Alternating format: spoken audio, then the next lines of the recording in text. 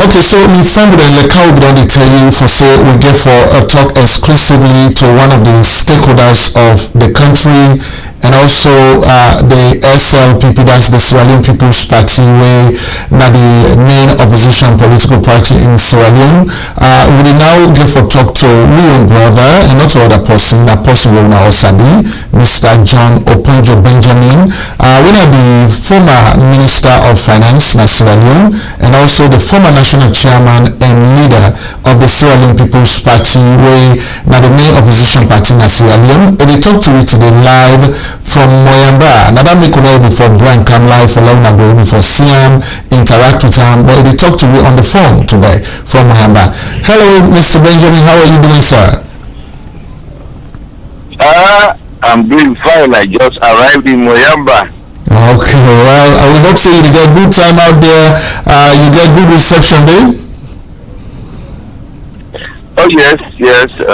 Okay, and so okay. Right, we're glad we forget you on Sherrick's Broadcast Network, and today plenty people in the wait for me to hear your voice, me to hear you talk to them, because they say you know possibly they talk true, and so now that true they will get for talk today. So we get for start with the government of Sierra Leone. We don't say the president, His Excellency Dr. Anes Bai Kroma don't go China. He say a good China for good tell them thank you for with that government they be help of during the time of Ebola, and of course the relationship between China and Sierra Leone for over 45 years. And so we just want for get your own perspective on that visit, being that China itself, we know say they don't get a long relationship with Sierra Leone, but people then they look at them as a communist regime, and then getting a visit from a democratic government. What do you think about that? Well, first, China, as we know, one of the world powers now in terms of economy. When the world economy get down, China economy still didn't go up, and they helped we at that time when they came into Sierra Leone.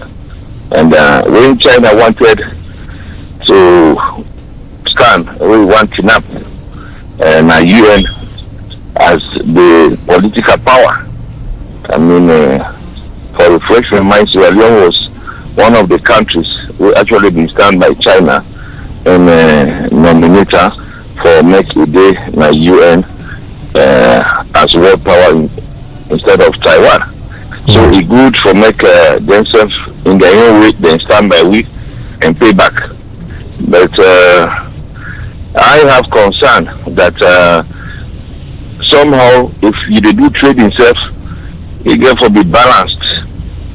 It should not be exploitative, because basically somehow like the president of China now, what we will look forward to how that visit they go benefit Sierra Leone in terms of helping with economy.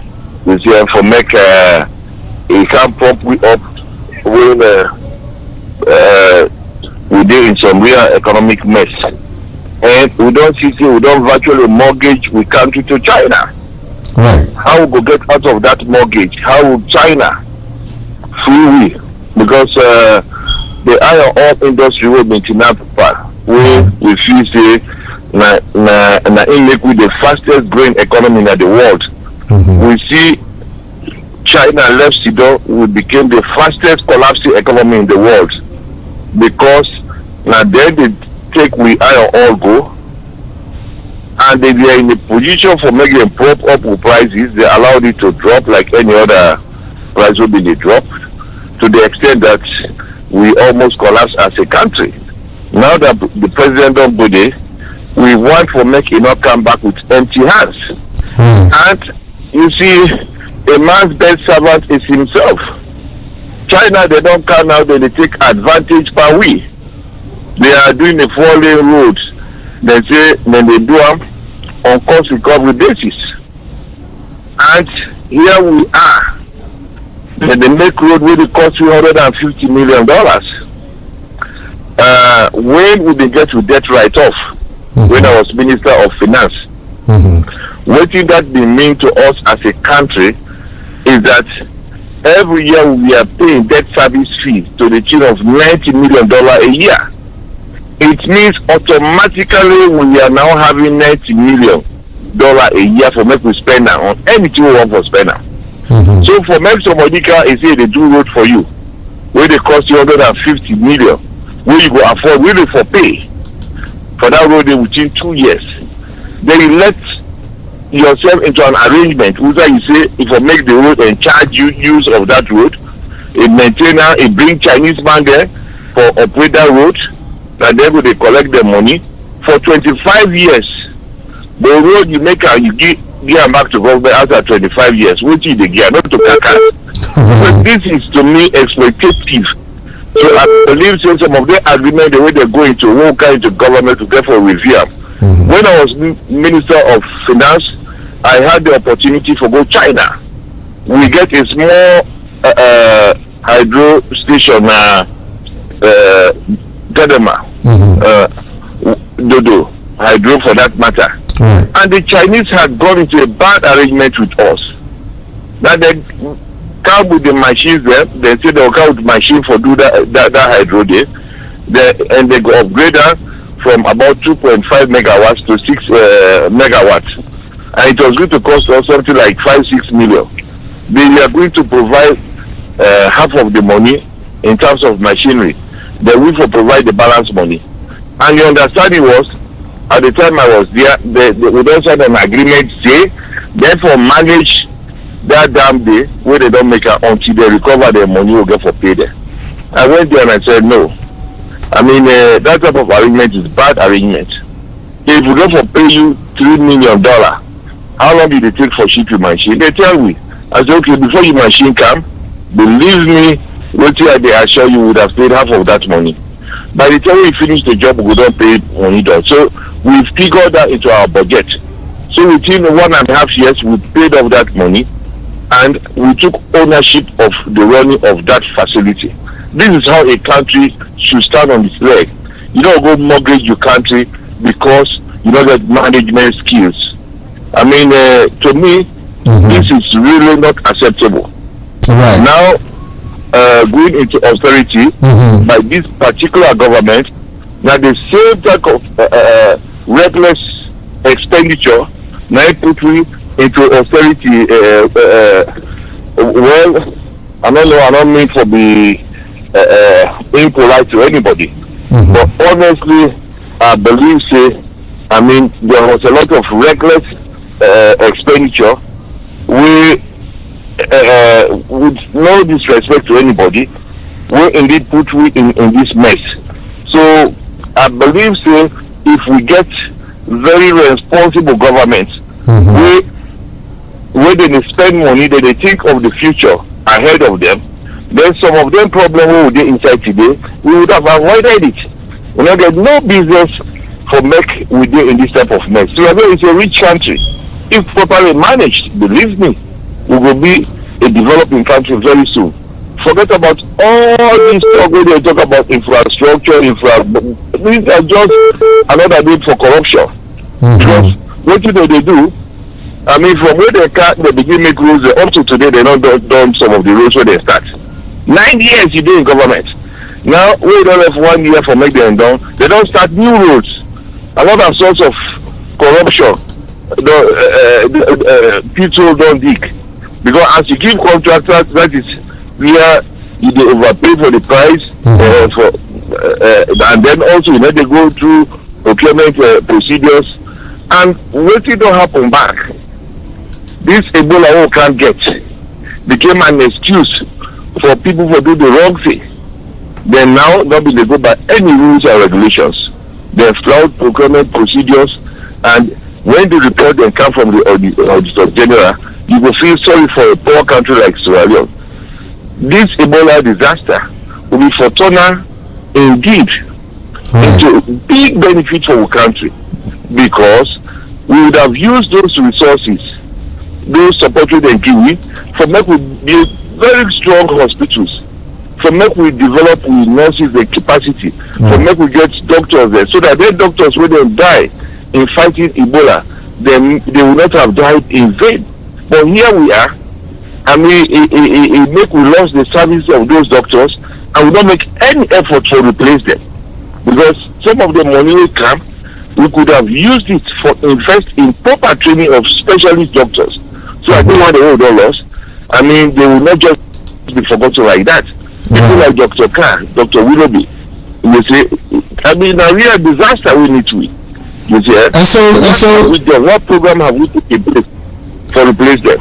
And so, John, would you say, as a result of the austerity measures, we now would you say, your transportation costs don't go up to 2,000. In fact, some places they say that 3,000 they pay, and the drivers they not get changed. So anytime where people they go inside motorcar, they go calm down, the drivers they not get changed, they just speed up, then go with the motorcar. So would they see this as a potential problem we get for happen at Sierra Leone, as a result of this austerity measures? Now, waiting, now the question where I want to ask you, other countries then they would institute austerity measures in their country, but we see waiting then leaders then they do for actually show say they are committed to the austerity measures, such as Tanzania. We see the president they ride inside passenger motorcar, we see the pilot inside passenger plane. I want to know if we don't see any thing on the part of the government na Sierra Leone for show say then they show some kind of commitment and responsibility, so the masses then go see say they are committed to these austerity measures. We don't see anything like that. I mean, unfortunately, I don't think so this government they even think in that line. Currently, what they are doing, I mean, like taxation in every area. Forget about just the transport cost, we don't rise. Everything don't rise on the same salary. What I say we drink now, the charge what they charge, it don't increase. Electricity, the GST don't increase for now. The 15% more tax don't go on now. So for instance, drinks, soft drinks for people, all don't go up. I'm not going to talk about beer and luxury. So a lot of things don't go up and hardship don't double. And most of it, your income remain the same. And this fuel price where they increase, they had no business for doing what they have done. It is just mere exploitation of the people then further. Because when they may say, okay, I mean, now IMF tell them say for withdrawal subsidy, IMF don't say they must not go that side there. But looking at it, I was Minister of Finance when we been get for visit the price structure of fuel in our country. And it will please you for no say. Indeed, government makes a lot of money out of fuel. And during that time I was there as minister, and that was the time we took a decision for say, yes, fuel we get for think of the future. And not to make we just make money out of them, we just for invest the money we make out of fear for make we develop the country further. What did we do? We get a formula for fix the price of fuel and the pump price, so that when a fuel land now, you get a landed cost, and from that point now you begin for charge duties there. You see, I mean, you get your duties the way they charge on the landed fuel.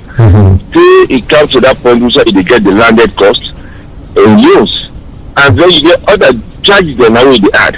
You see, like every vehicle they use, where they use fuel, they pay some percentage for road maintenance. You pay road maintenance fund. You pay also customs duty. So all of those taxes, where they been drawn, it rise up to some amount where you call the pump price. We realize that the pump price of petrol, diesel, and kerosene, they are all different. During the time where they as minister, now I know, I mean, there is a lot of problem with the undergoing our country. Then they mix the products. So because of that, let we give the same price to all the products there, so that nobody will mix it. we count it as Sierra Leone is unique. From that era we do that, they are still continuing it. But we do it for very good reasons. Then two, fair price also, not to be the same na Freetown, Bo, Kenema, up to Kwendu. Now Kwendu they get the highest price. Okay. So what did we do? At that time, we took the highest price, that na Kwendu price, that will make them for the rest of the country. And those differentials, we use them for set what we call strategic stock fund.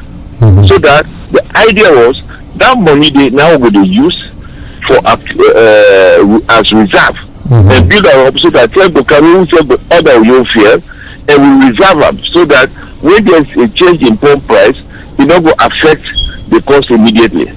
At the time we are leaving government, we had over 12 billion bills in that account. Wow. All of that had gone. Now when they don't come, the last formula will they work for every liter we they buy. Then now they charge 500 euros. In fact, the actual cost with them for charge was 5,500.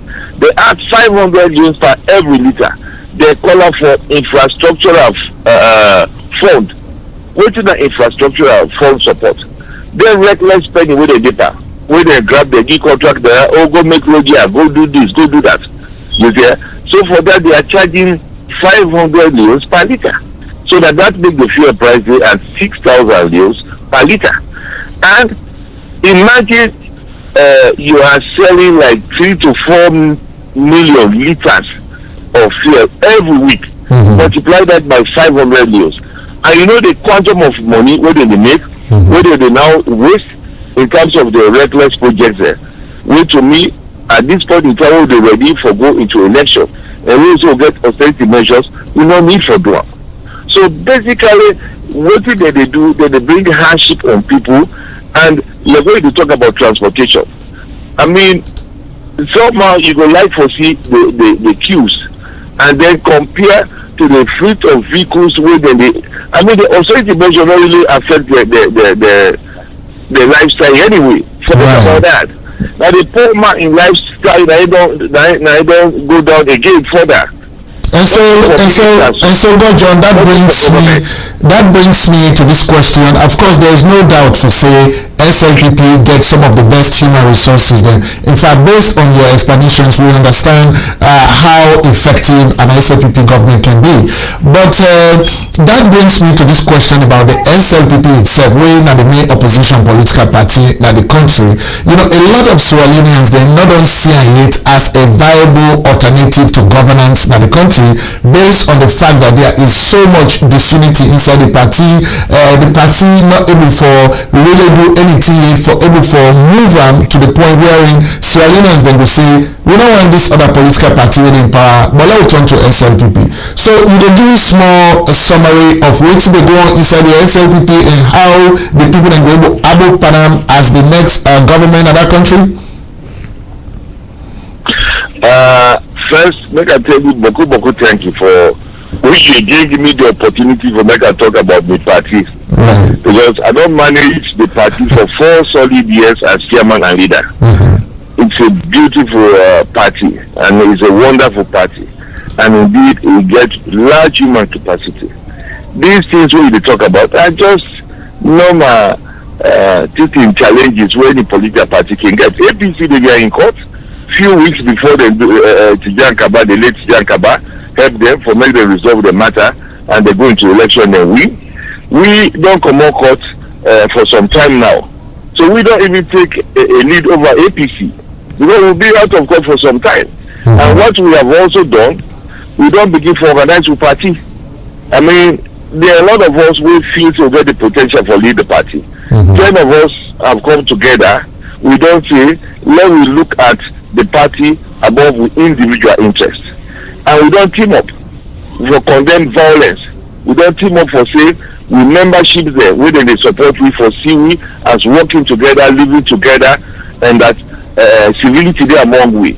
So based on that, there's that culture of unity coming back into our party. Unfortunately, 1 or 2 people are still to see sense in that, including some of where they support various interests. Because you therefore look at the party interest above the interest. But some people look at their interest not at the party interest, because they are promised positions. We don't win it. So now they don't promise as an idea for the Minister of Finance. So in last money with the investor in the wrong person for make the make sure so that person win. It's not a question of person winning, it's a question of the SLPP winning. So basically we now in the process for make we move the party forward. As you know, we don't do consensus building. To that point, we will get we electoral college for make we do first level of delegate elections there. We are at constituency level. We get 112 constituencies. We don't do the election. And yes, we do the first set there, of about 81 constituencies, and there were problems in some where the late PPLC chairman made a look at them. Then self can help we do another 31.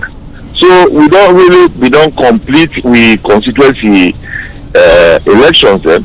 But there are teething problems between some interest group them where they get what you call power structures. Where this go say, oh, now this person win, this say that this person win. So last week we have been looking at that.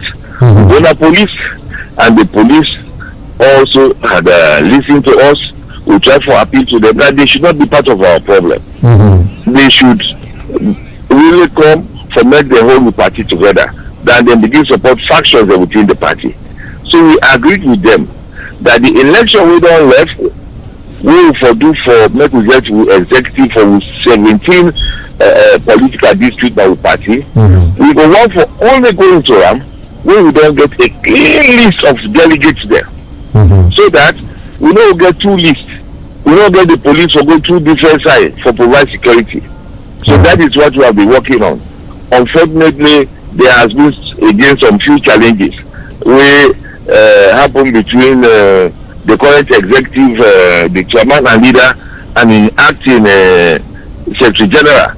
We don't create some chaos into the process. But I should say they will resolve it. And once they resolve that, I will get over that. We do with district elections to get the result. The next thing I will regional. And after the regional, then we'll then do the national convention. We will get the national party executives 31 in number. That completes the whole exercise. Then thereafter we will now start the journey for make we get a flag bearer. And I can assure you of one thing. We just saw what happened in the Gambia. So that don't energize we. We don't come together for say for work together. And we believe strongly that we will use the same pattern where we, instead of having several people contesting, among us we are going to have our best foot forward. And I hope so it will likely be me. So that once we put that forward, we will get the other parties, both of them existing in name, for make them join with, so that indeed our country is in real mess. And the only way we will change that now for make we get a new party in power. And that party really will now alternative to APC, that's just SLPP. So once we come back into power, SLPP will differ from APC in the manner where we know the govern just for SLPP. We do things there for the whole of Sierra Leone and for Sierra Leoneans. We are one country, one people. The big problem with APC gets, where people do not want to tell them, is that when APC they in power, they create all the bases of the country. Because they now they only run the country for APC and their supporters, their cronies there. They are not running Sierra Leone for Sierra Leoneans. They are running Sierra Leone for APC. And that has to stop. Because they make when Ebola come, it catch which will pass down. Because they appoint ministers where it did not supposed to really go near a ministerial office. And they give them the chance for make the country up. When Ebola come, the Minister of Health at that time tell us they are on top of the situation. Not doing that, the situation was on top of her. And even when we try to tell them, get prepared. This thing is in Guinea. This thing is in Liberia. They are pretending and so they get all the facilities. and so John, This is where we ended up in a big mess. So what we are saying here is, yes, we want to rely on all of una big understanding. For make una just play una role.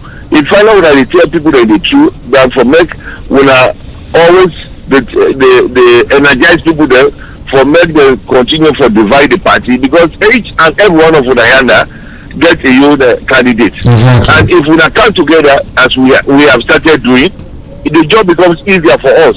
But we don't come together, then we put you apart. Right. And so appeal to una for make every effort for come together, just as we are also doing.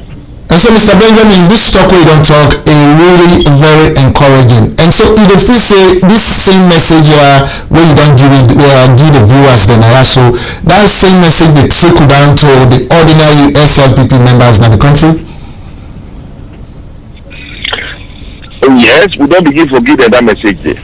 Right. And it will surprise you for people. Most people there don't begin foresee reality that indeed APC don't fail. They only look at SLPP, and we don't begin to tell them say they don't look at SLPP in terms of a person. They look at SLPP as a party. And one thing we have started doing is we tell people that say no vote for anybody for serve this party because he support an aspirant. Vote for the person because he get the capacity for serving locality, and he get the resources, he get the energy for make it grow SLPP inside a day. But if you can't appoint somebody because you feel say they support JOB, and you don't get the right support here, at the end of the day, you deceive yourself. So basically, people they don't begin to look into that manner. So you see say now, when you do opposition, it's a difficult challenge. So we are now trying to get a good team where indeed will serve the party and move them back into governance. And we want to rely on the people that have full understanding, so that they not look at the interests of the aspirant above the interest of the party. We want to make the interest of this party be bigger than with individual interests. SLPP big part to all. Right. And so Mr. Benjamin, you get any idea as to when SLPP members then would think say this particular time now we get forget we flag bearer election, because now very important election that one once the party don't put down the banner, they I think say most of them already talk will fall in place squarely. Do you know any time for the convention? First make tell you say this current setup, current executive the way they did, not to then the people go into convention for flag bearer. Forget about that. Their own job is stop at the convention where they replace them. They are going to be changed. But, you are going to get a new set of people as it is beginning to show up. So now two conventions get to take place, or now one convention? Is it two conventions? Of course, we don't even start the race yet for flag bearer. I can tell you that. The new people they come, now then they put down the rules and regulations for flag bearer. This exercise they do now for replace the old people they run the party. You know, we are in court. But Mr. Benjamin, which time will the party go get for able for prepare itself now for the national election, because they understand say now by 2018, is that true? Well, make a land. I just tell you say this exercise they carry now. If we don't the district election, we will do regional election. Within the next couple of weeks, once we don't do regional election, then most of the race is run. Then now one meeting where they take convention and one meeting that they call now, yes, then we now do a national convention where we get with national officers. With national officers, then that completes the team. When that completes the team now, that new team, now then they begin the process for flag bearer convention. And before they call it convention, they therefore get next meeting, they therefore decide on rules and regulations and qualification where they make you come forward for make you contest for flag bearer. That may take another couple of weeks. So the earliest we will talk of actually getting your flag bearer contest over will be sometime next year, maybe March, April, May the latest. So that's how I see it. Okay, well that is good. And so we just for do everything for make we not get people the way they will come further mess up where we are now. We sort of go slow the process down. But once we're able to cross this stage down, it will be put on a fast lane and we'll get there very soon. And so when you talk about your candidacy right now, you can also do a small update as to how the people then feel about you becoming the flag bearer of the Sierra Leone People's Party. How far you don't go with your campaign? You see, first, I'm not just coming into the party for them and say that make me flag bearer. A lot of people are coming forward because they want to be flag bearer. No. I don't serve this party in various capacities. And I start at the level of just other a member to a councillor to head of a district as a district council chairman. At the day, when the late President Tijan Kaba asked me for me to serve as Minister of Finance, which I did for over 2 years, and we all know the result we achieved as Minister of Finance. Then after that, we lost an election. When we lost the election, I put my every effort into building this party. After we lost the election, you had the party in limbo for 2 years until I came on board. The day I came on board, the party office was virtually brought down. Everything in the office was burnt down. And I took over a party office that had no chairs, nothing, no vehicle, no five, nobody don't hand over anything to me. So I have built the party from scratch. And this is what most people they don't remember. I built this party from scratch with my bare hands. I mean, vehicles that have been used, I mean, resources that have been used. And I also make everybody know that from the chairman down to the constituency executive, nobody is on payroll. All my voluntary service. So at that level, I was using my own vehicles, my own resources for build the party to that extent that we now get vehicles for party, we get furniture, we get computers, we get everything in a party office, we get generators, everything functioning. I left it there. And again, what I did was, when I took over this party, we were in debt by over 130 million. At the time when I came in, there was no money. And we therefore use with skills from it, we ensure say we pay all of that debt. And in my hand in overnote, I did indicate what we left for this party. So, John, we get about 3 more minutes for let we complete this interview. Let just drop one. What I am saying here is, when I win the first time, I had to contest the second time, and when I contest the second time, I out of less than 600 votes, I got 388. So, indeed, all over the country, I am known to this party, and they are aware of what I have done. And in terms of APC, I mean, somehow I have been the most vocal person who can stand against APC foot to foot. We don't go into concert with APC in so many areas. Some of them have won against them. So in terms of capacity for we start APC, I stand taller than most people. And apart from that, in terms of skill, your call was ended because you no longer have sufficient funds to continue the call. To recharge your call. Alright, ladies and gentlemen, and so that's how we're gonna end that interview with Mr. John Oponjo Benjamin. He talked to me today from Moyamba in the southern province of Sierra Leone. He did it right now on a visit for organize the party and for other things. And so we want to tell you plenty thank you. We got to find time again because we're not done the interview. So we got to find time for bringing Mr. Benjamin back for me to talk to me on some other key issues in the country and inside the Sierra Leone People's Party. So, Mr. John Benjamin, once more, former Minister of Finance, Sierra Leone, and of course, former national chairman and leader of the Sierra Leone People's Party, Sierra Leone. Thank you very much, guys.